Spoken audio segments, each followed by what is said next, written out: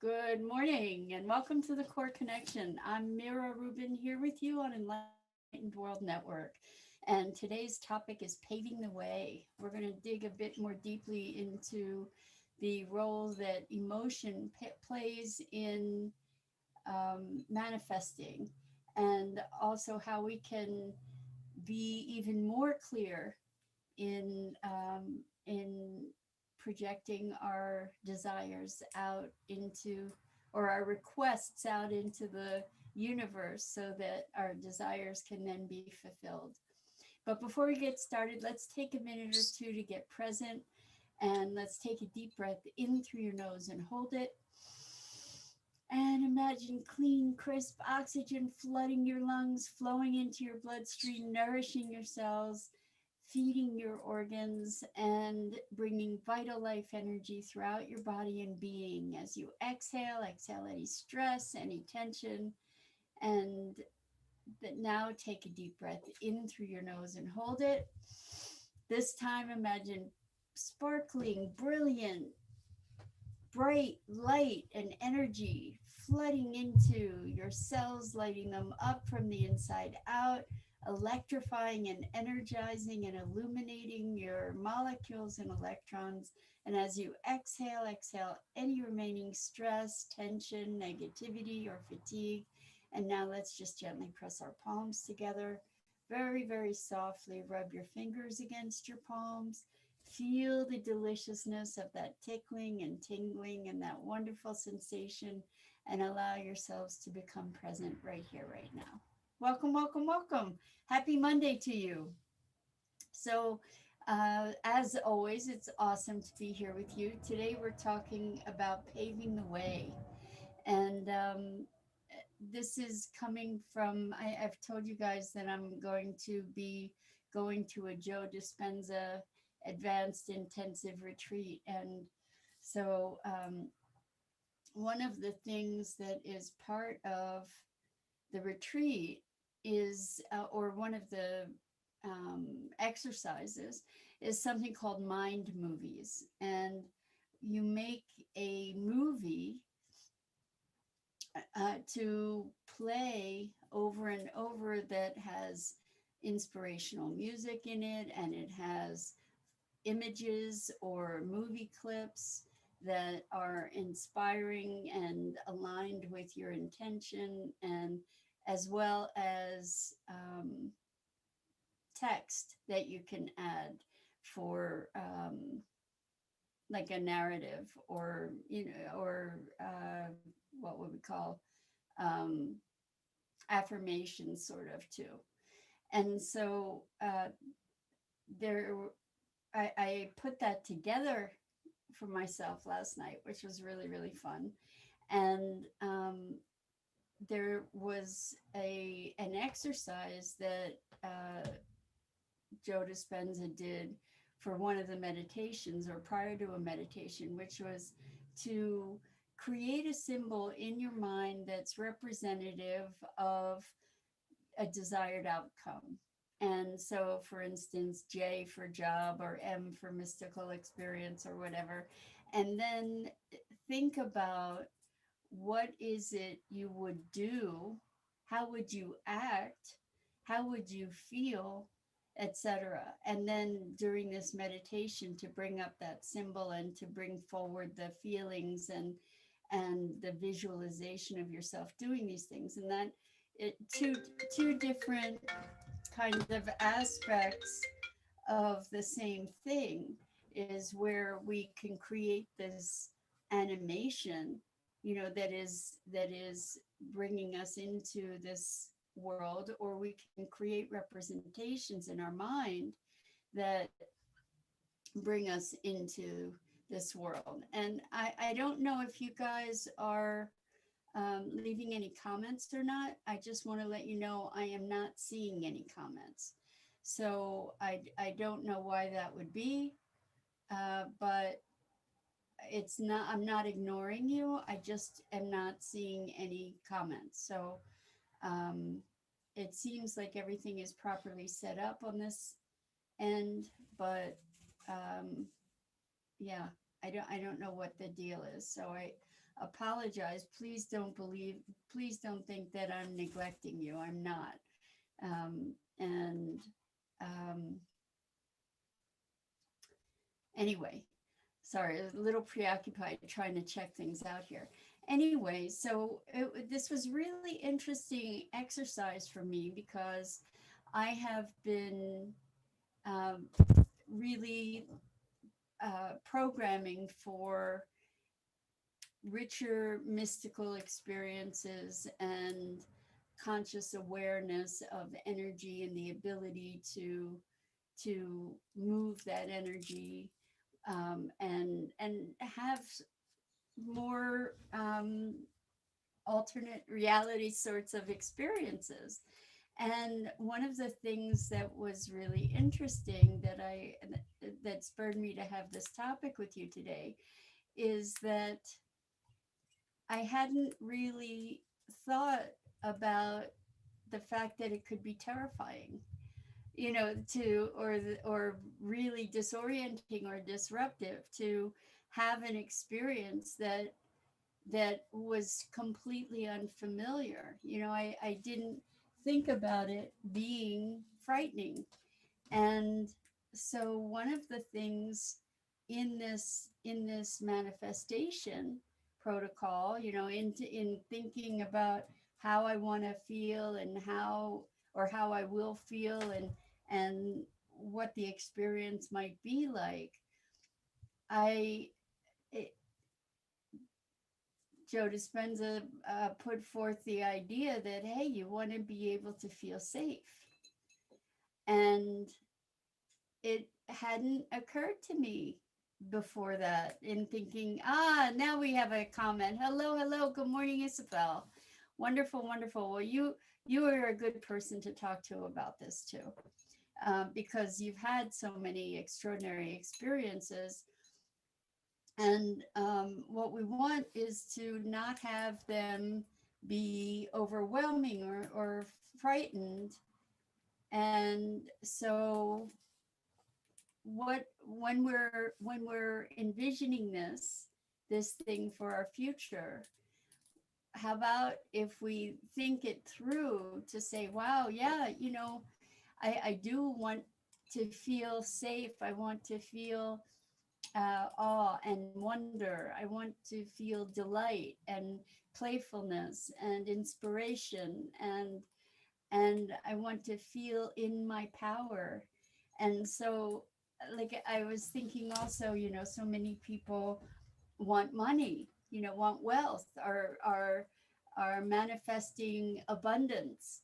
And one of the things that we don't think about, uh, oftentimes when we think about having lots of money, is feeling comfortable with how to utilize it, feeling centered and grounded, and clear about how to best allocate that money, how to manage it, how to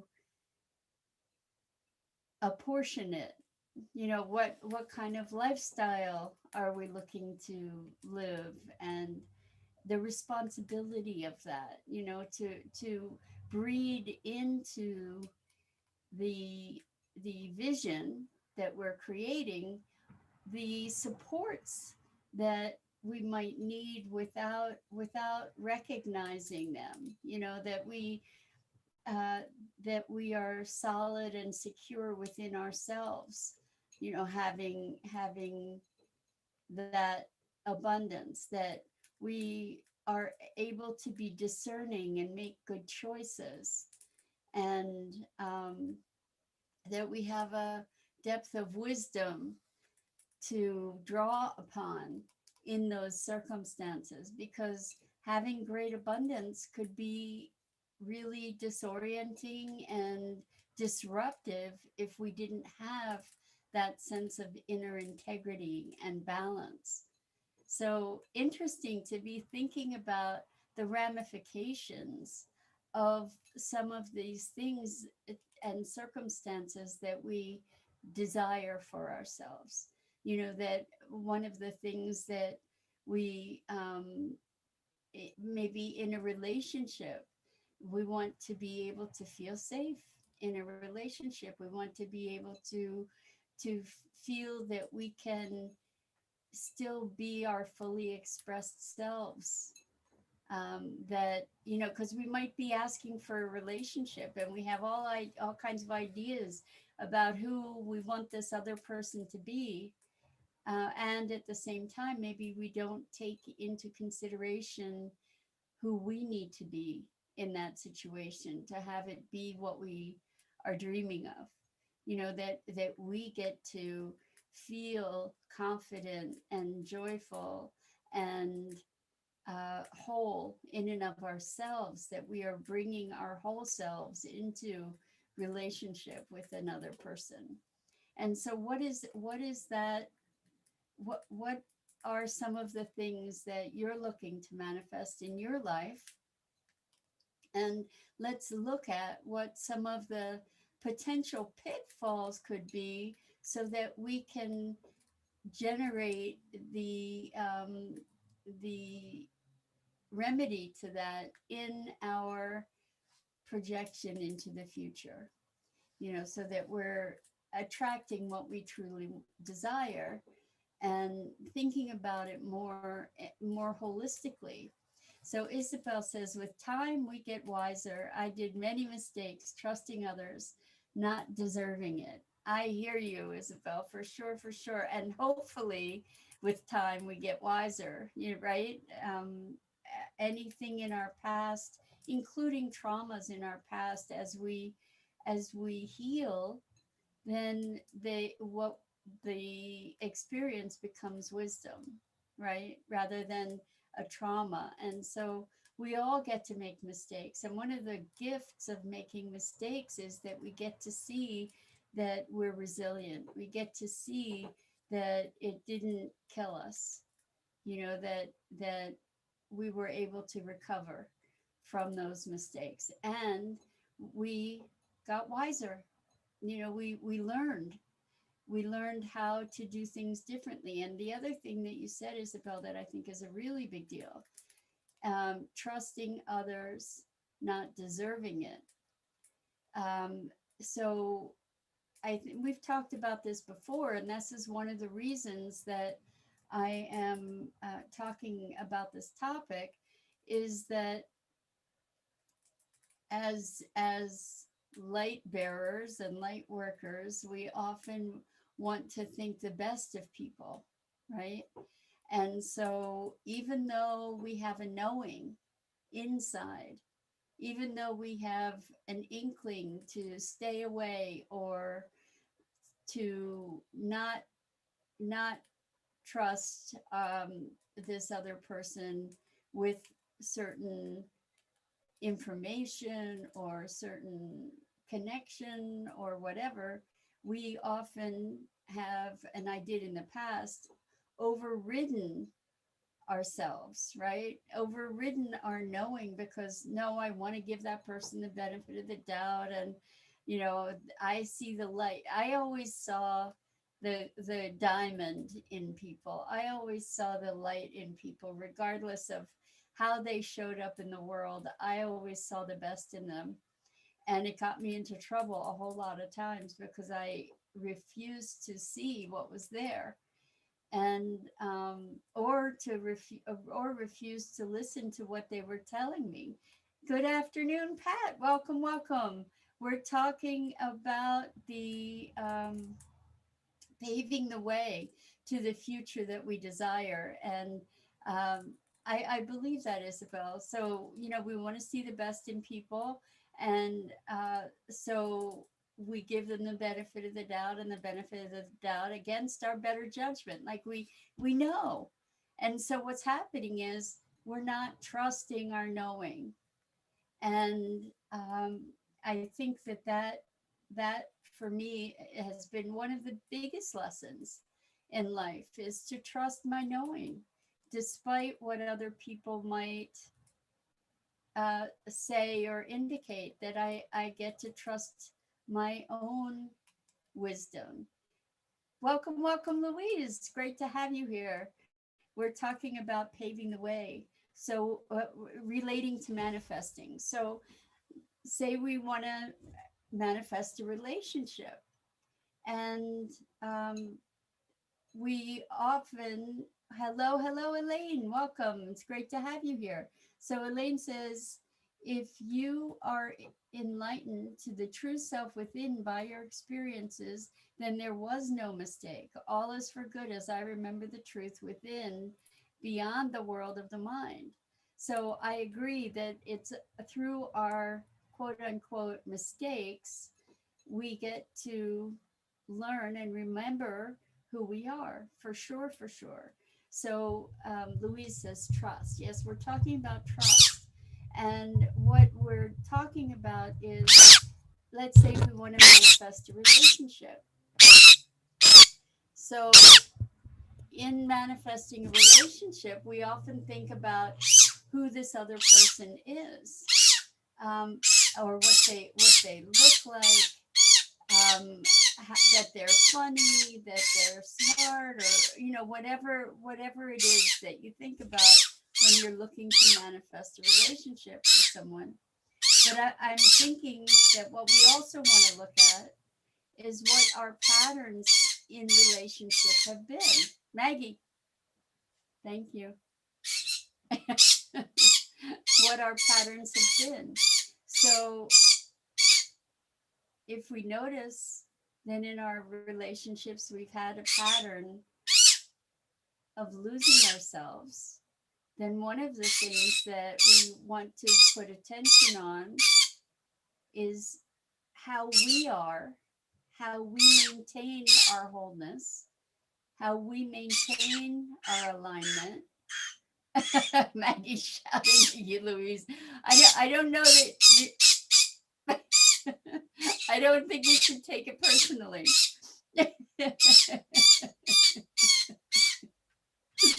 Oh my gosh. Yeah, she was quiet. She was quiet all morning until I started talking to you. So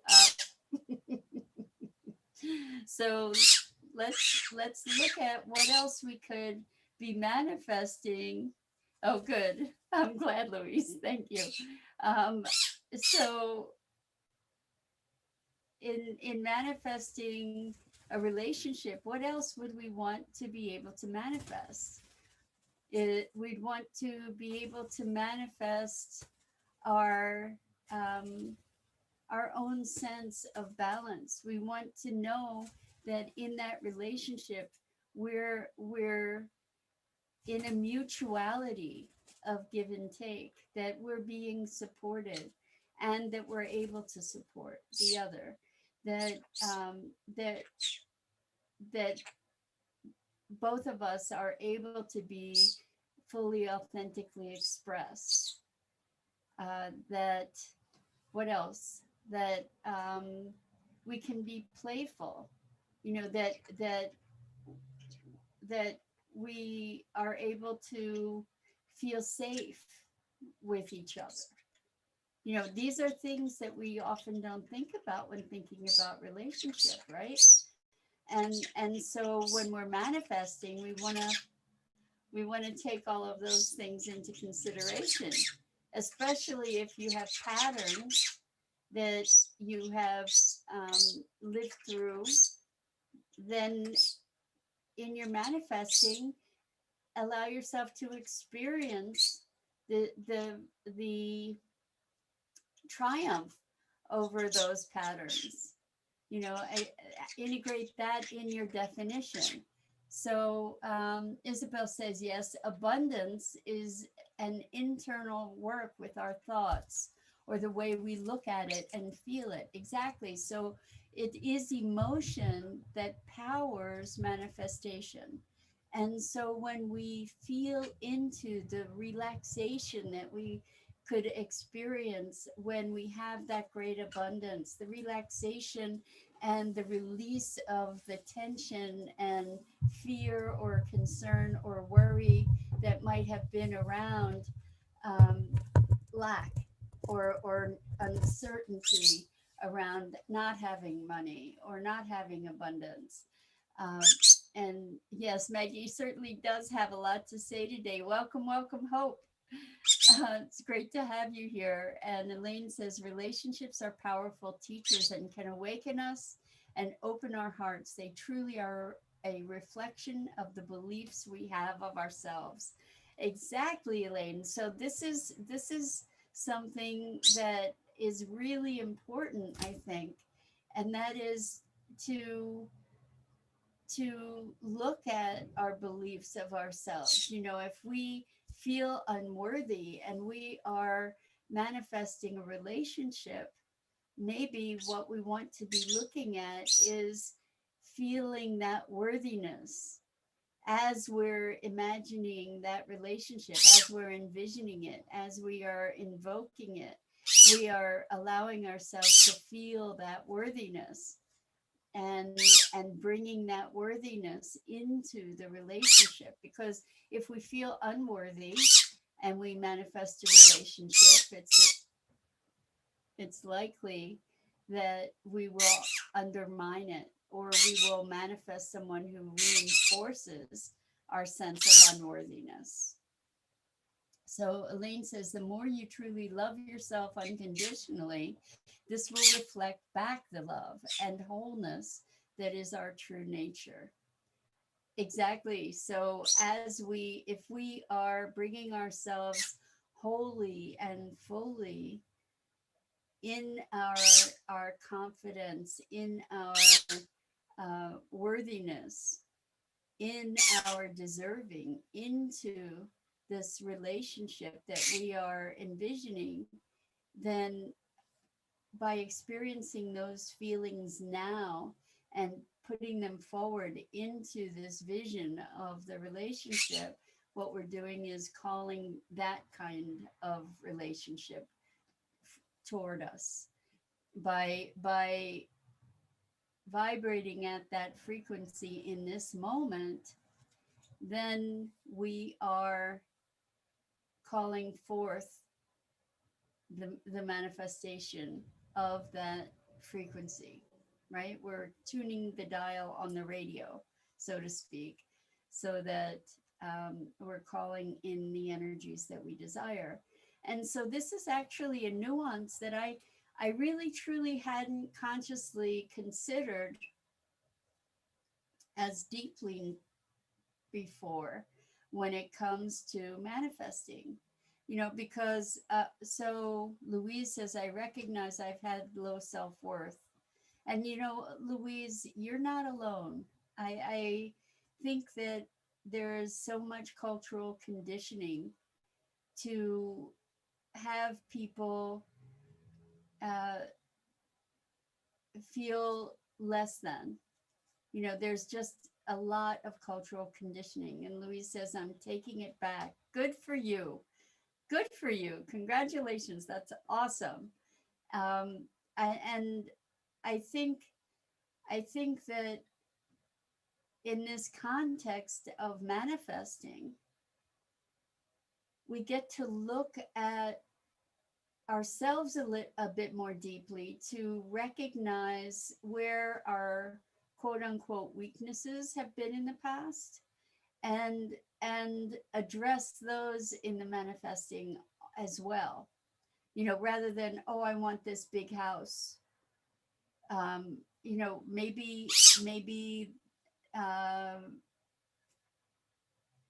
maybe there are things that come with a big house that you're not considering, you know, like cleaning a big house, or landscaping for a big house, or all these other elements. So if we think it through a bit more, we can be even more specific with the expression of our desires. And Louise says, the environment I've lived through has been very less than. I've never wanted anything materialistic. Well, that's awesome.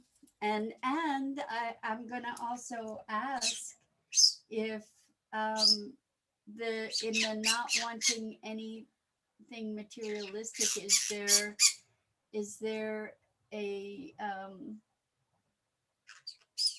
is there are there any feelings of guilt around material possessions.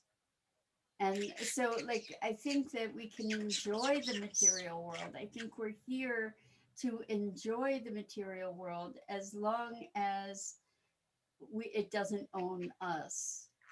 You know, that we can enjoy beautiful things, that we can enjoy wonderful experiences as long as they don't define us, as long as we don't define ourselves by those things. And Elaine says, yes, as we clear the old emotional energy through the feeling center of our being, will dissolve the fear or pain and the feeling of unworthiness or separation. It's a beautiful process. So Elaine, I love what you're saying there. And it's really very much the foundation of the core connection work that I do with my clients. And that is to be able to experience the experience, to feel the feelings. And Louise says, yes, there has been some probably negative ideas around material things. And I think that we get to enjoy the material here too. I'm not talking about um, being materialistic in that we'd be accumulating or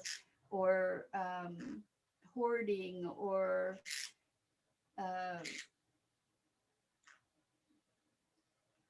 greedy. I'm not talking about that. I'm talking about we're having a physical experience, and there are so many marvelous things to be able to enjoy here as physical beings without having those things and those experiences own us.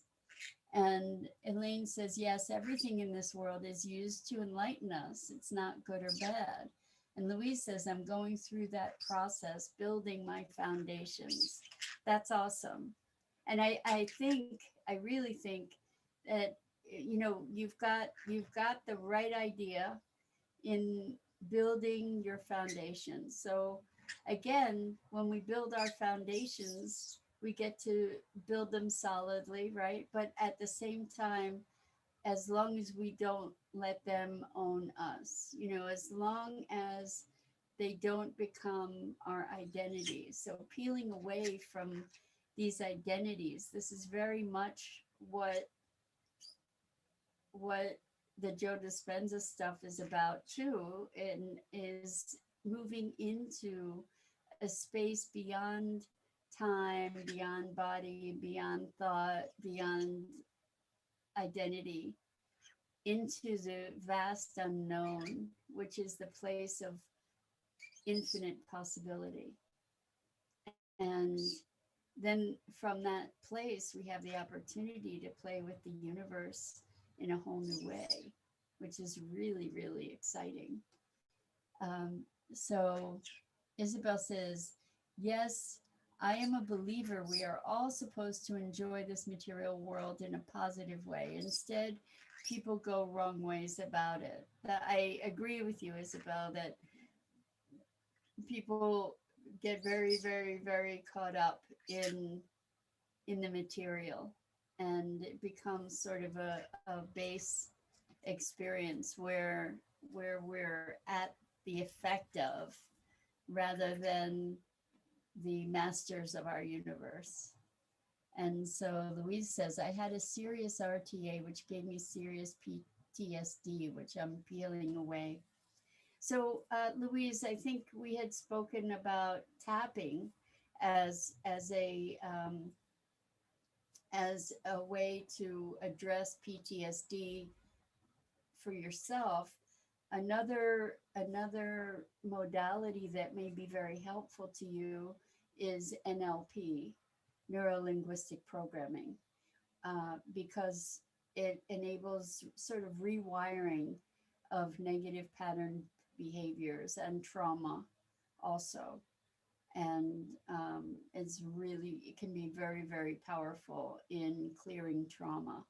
So that's NLP, neuro linguistic programming. And I invite you to check that out, do some research online. There's some wonderful books, and there are processes to work with that can be really powerfully effective. And I'll just share a couple. So, and I've shared this before. This is also kind of about paving the way. Um,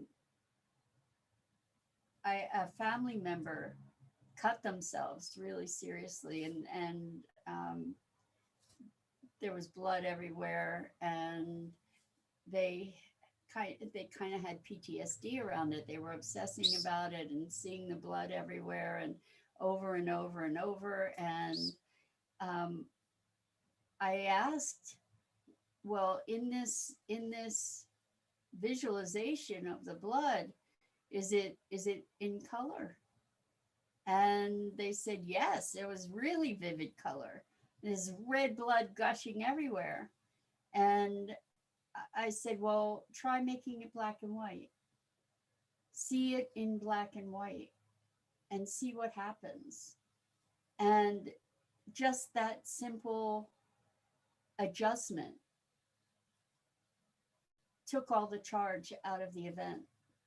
So by making, if you're seeing something over and over and over again, you can take the color out of it. Another thing that you could do is see what happens when you make it blurry. And because if you make it blurry, maybe that minimizes it also, or see it from very far away, and that can help also to minimize it. If you're hearing sounds, you can change the volume. You could add a soundtrack that's like a Looney Tunes cartoon type soundtrack.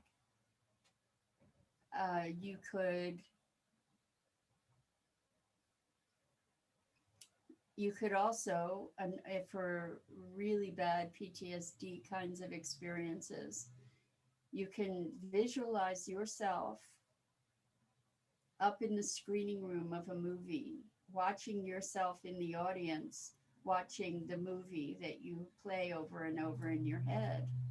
And so you're not watching the movie, you're watching yourself watch the movie. So you're removed from it, and then you can play the movie backwards, you can play it forwards, you can play it really fast, you could play it really slow, all different things that you could do to shift the experience of it. So Elaine says all experiences and reflections are useful. They can be used as a gauge as to how far someone has come in the choosing of our lives, which direction we will go out, which direction will we go, out or in. Truly, no judgment needed, only gratitude. Exactly. When judgment is resistance for all intents and purposes, and what we resist truly does persist. It either deepens or it just persists.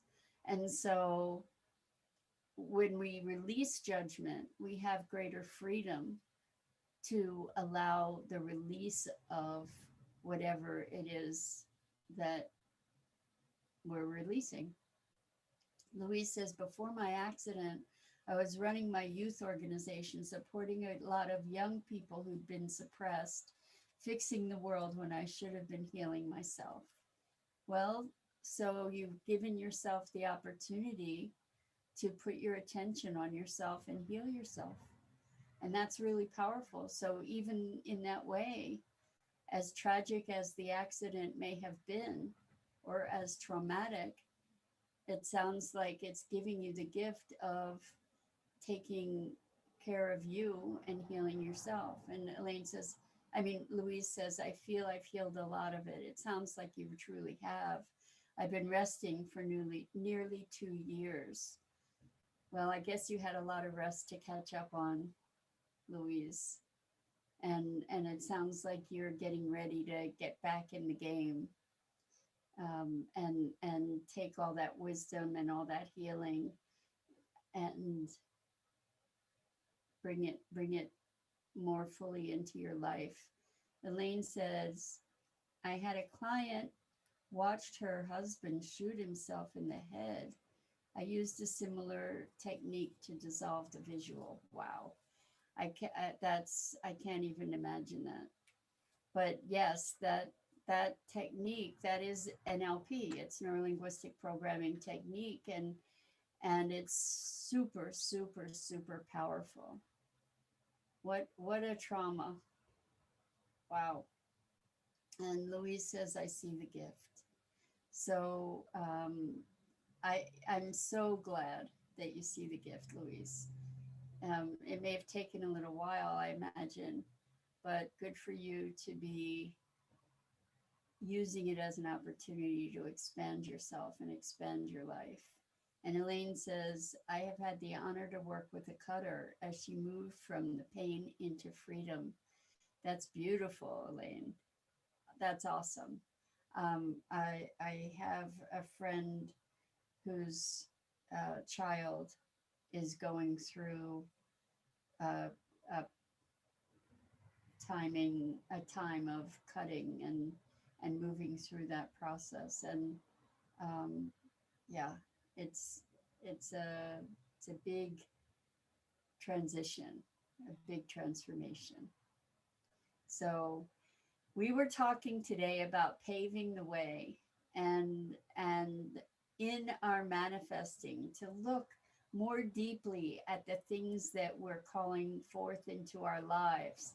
You know, in a cautionary tale, it's, you know, be careful what you ask for, but it's not really just be careful what you ask for. It's just think through a bit more thoroughly what you're asking for, so that you can ask for it more completely, the bigger picture that you're really looking for. So whether it's abundance or relationship or awakening, that that you incorporate wholeness and balance and grace into your requests, and then call forth the fullness of of the goodness that you want to create in your life.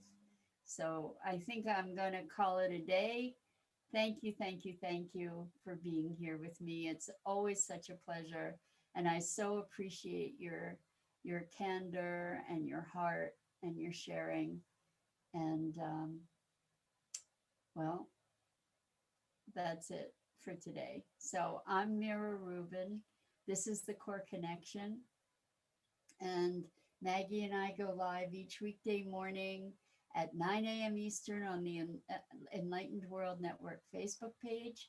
Please check out the other wonderful programming on the Enlightened World Network. And Elaine says all the attacks on the body are, all the attacks on the body from cutting is a call for love. That's a beautiful way to end it today. And thank you, Pat. It's always wonderful having all of you here. And until next time, pave the way for the life of your dreams.